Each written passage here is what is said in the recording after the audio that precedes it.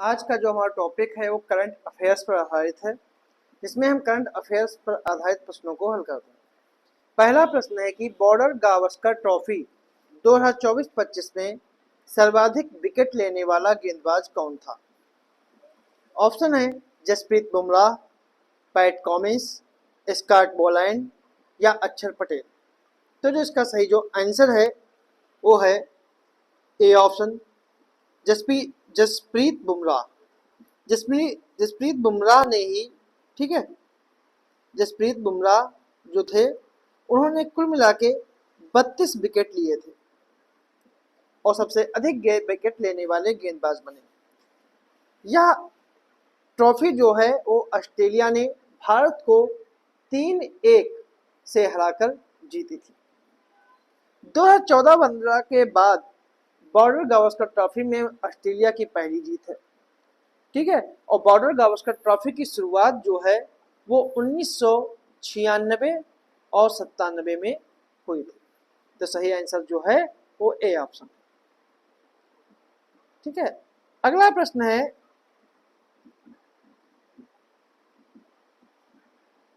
कि डी गुकेश निम्नलिखित में से किस खेल से संबंधित है? हॉकी, शतरंज, क्रिकेट या फिर पोलो। तो जो इसका सही जो आंसर है वो है बी ऑप्शन, शतरंज। डी गुकेश को शतरंज में उनकी उपलब्धियों को देखते हुए भारत सरकार ने के सर्वोच्च खेल सम्मान ध्यानचंद खेल सम्मान से सम्मानित किया गया। उन्होंने सिर्फ 18 साल की उम्र में चीन के डिंग लिरेन को हराकर सबसे कम उम्र के विश्व शतरंज चैंपियन बने। डी गुकेश के साथ अन्य खिलाड़ियों को भी मेजर ध्यानचंद खेल पुरस्कार मिला, जिसमें मनु भाकर जो निशानेबाजी में थी, हरमनप्रीत सिंह हॉकी में और प्रवीण कुमार जो पैरा एथलेटिक्स से उनको भी मेजर ध्यानचंद पुरस्कार मिला। अगला प्रश्न है हाल ही में कौन सा देश ब्रिक्स का पूर्णकालिक सदस्य बन गया है? इंडोनेशिया, सिंगापुर, पाकिस्तान या फिर कनाडा। तो जो इसका सही जो आंसर है, जो सही आंसर है वो है ए ऑप्शन, इंडोनेशिया। इंडोनेशिया आधिकारिक तौर पर ब्रिक्स का पूर्ण सदस्य बन गया है, जिससे इस समूह में शामिल होने वाला पहला दक्षिण पूर्वी एशियाई देश बना है। ब्रिक्स का गठन जो है 2006 में रूस, भारत और चीन के G8 शिखर सम्मेलन में मिलने के बाद ब्रिक्स का गठन हुआ और न्यूयॉर्क में ब्रिक्स विदेश मंत्रियों की बैठक में इसे औपचारिक रूप दिया गया। 2009 में रूस के एकातेरिनबर्ग में ब्रिक्स का पहला शिखर सम्मेलन हुआ और जब 2010 में जब साउथ अफ्रीका को शामिल होने के लिए आमंत्रित किया गया तो ये ब्रिक्स से ब्रिक्स हो गया और 2011 में सानिया में तीसरे ब्रिक्स सम्मेलन में दक्षिण अफ्रीका ने भाग लिया। 2024 में ब्रिक्स का विस्तार हुआ, जिसमें मिस्र, इथोपिया, ईरान और यूएई को पूर्ण सदस्य के रूप में शामिल किया गया। 2025 में इंडोनेशिया पूर्ण सदस्य के रूप में शामिल हुआ, ठीक है। और साथ में ही Belarus, Bolivia, Kazakhstan, Cuba, Malaysia, Nigeria, Thailand और युगांडा और उज्बेकिस्तान को भागीदार देश के रूप में शामिल किया गया। तो इसका सही जो आंसर है वो ए ऑप्शन है। अगला प्रश्न है कि भुवनेश्वर में आयोजित 18वें प्रवासी दिवस की थीम क्या थी?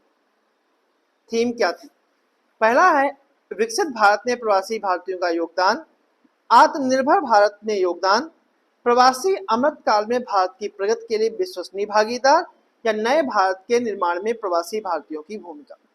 तो इसका सही जो आंसर है वो है ए ऑप्शन। इसका सही है कि विकसित भारत में प्रवासी भारतीयों का योगदान।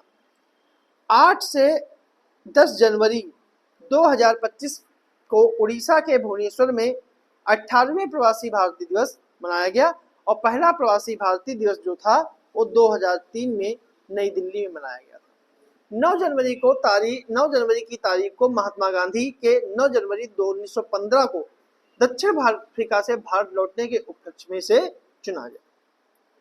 अगला प्रश्न है रक्षा मंत्रालय ने 2025 का वर्ष घोषित किया है?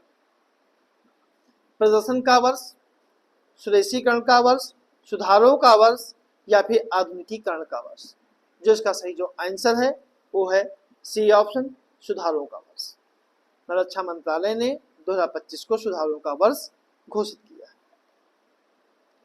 अगला प्रश्न है कि सुभाष चंद्र बोस आपदा प्रबंधन पुरस्कार के लिए नोडल मंत्रालय कौन सा है? रक्षा मंत्रालय, गृह मंत्रालय, सहकारिता मंत्रालय या फिर आवास एवं शहरी मामलों का मंत्रालय?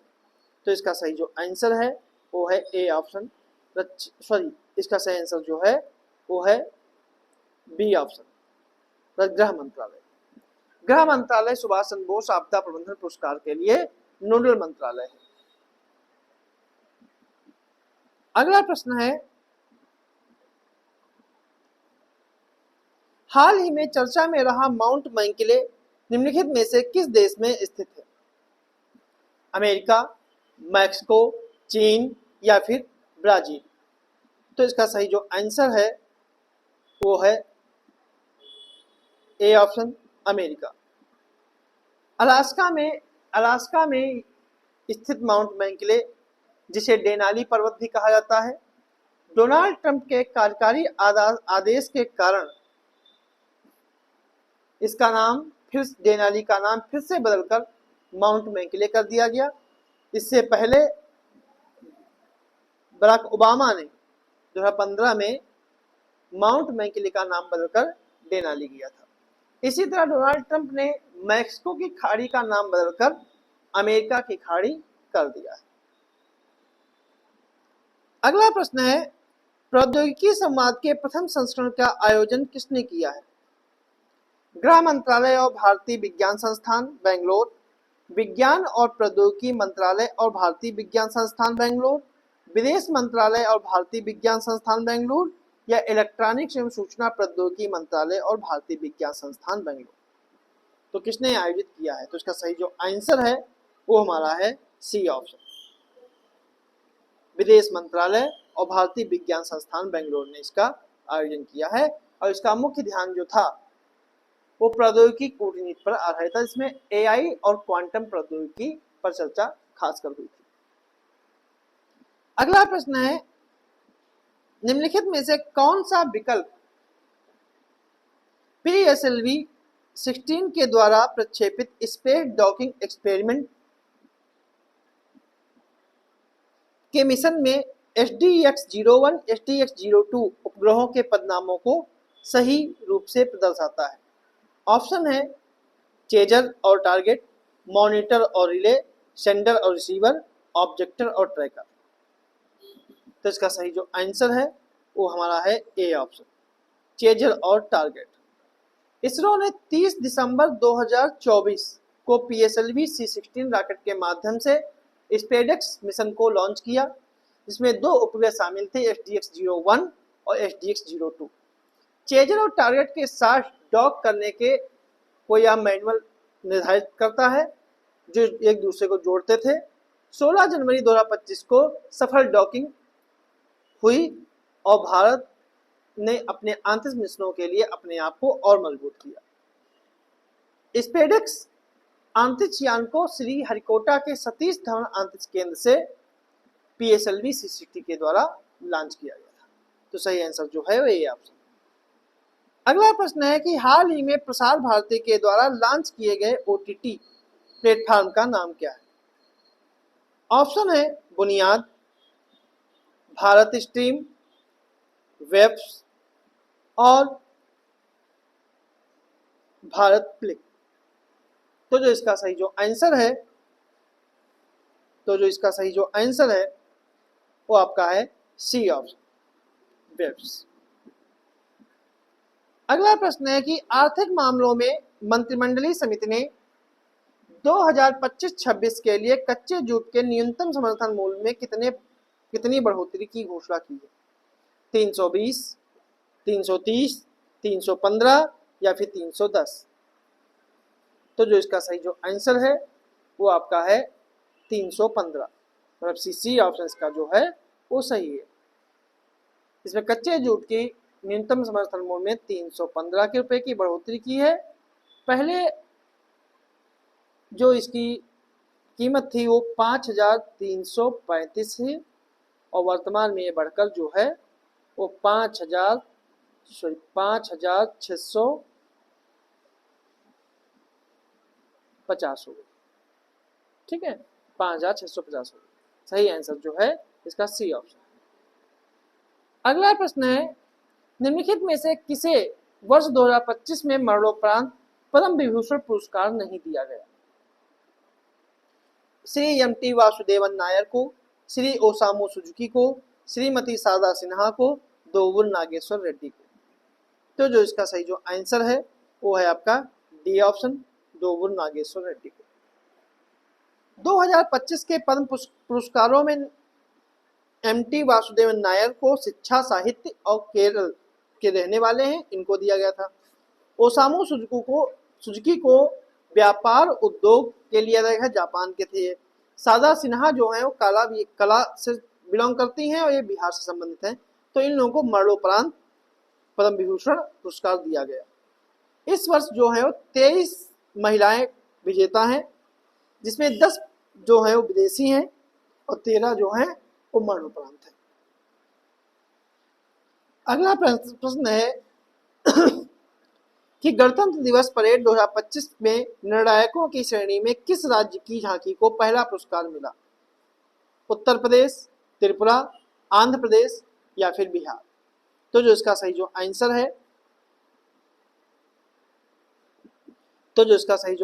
है वो है ए ऑप्शन, उत्तर प्रदेश।